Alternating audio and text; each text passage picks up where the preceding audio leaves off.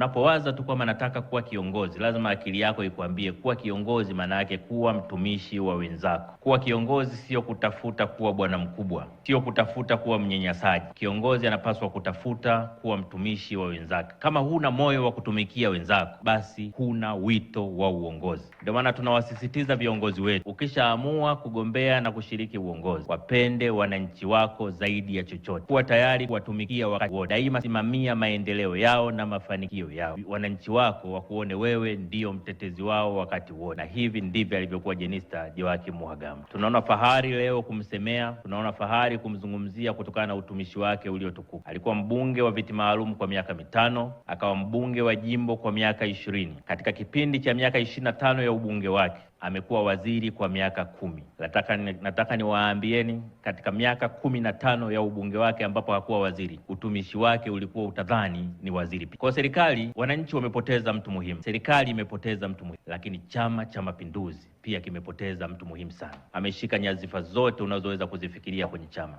Kuanzia halmashauri kuu ya taifa, sekretarieti ya taifa, kamati kuu ya Chama cha Mapinduzi. Kote mchango wake hautaweza kufifia. Ndio maana naibu katibu mkuu wa CCM ameweza kufika kwenye msiba akiwa na sare ya kijani kwa kutambua mchango wa Jenista. Sisi kama serikali tutaendelea kuenzi mchango wa Jenista kwa kuendelea kutambua kwamba Chama cha Mapinduzi na serikali zake lazima viendelee kuwa watetezi wa wananchi wa chini.